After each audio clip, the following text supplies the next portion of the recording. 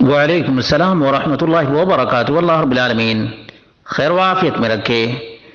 سوال واقعتاً بڑا ہی عجیب سا ہے کہ اہل توحید کا مدرسہ ہے، مسجد بھی ہے، اس میں سلفی مدنی عالم حافظ بھی موجود ہیں اور حفظ میں حنفی اساتذہ ہیں.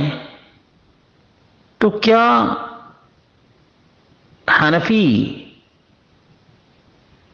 اساتذہ میں سے کوئی امام بن کر اس میں نماز پڑھائے تو کیا اس کے پیچھے نماز درست ہے؟ اس کا جواب یہ ہے کہ حنفی دیوبندی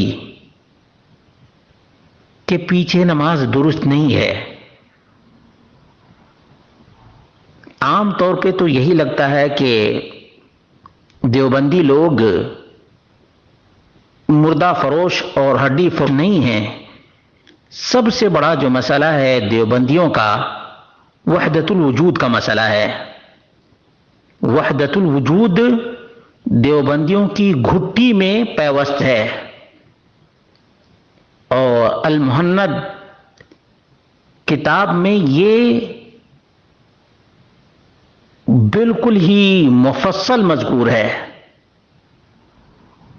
کہ ان کے اکابر اور اصاغر کا وحدت الوجود والا عقیدہ ہے. وجود کا عقیدہ جو رکھتا ہے اس کے پیچھے نماز درست نہیں ہے کہ اللہ رب العالمین ہر ذرے میں موجود ہے.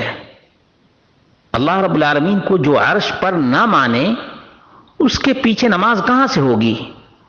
نعوذ باللہ من ذالک. اللہ رب العالمین کی یہ توہین ہے کہ اللہ رب العالمین کو ہر ذرے میں مانا جائے، ہر جگہ مانا جائے.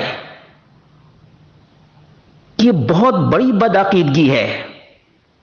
اسی لیے علماء نے صراحت کی ہے کہ ایسے آدمی کے پیچھے نماز نہیں ہوتی جو وحدت الوجود کا عقیدہ رکھتا ہو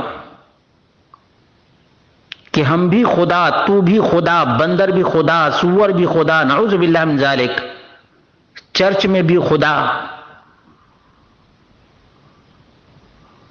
اور ابن عربی صوفی کا یہی عقیدہ تھا کہ اللہ رب العالمین ہر چیز میں موجود ہے. چند سالوں پہلے بہت بڑا ہنگامہ ہوا تھا. کوئی الیاس قاسمی یو پی سے تعلق رکھتا تھا، مفتی الیاس قاسمی، اس نے کہا کہ مورتی میں بھی اللہ رب العالمین کی ذات ہے.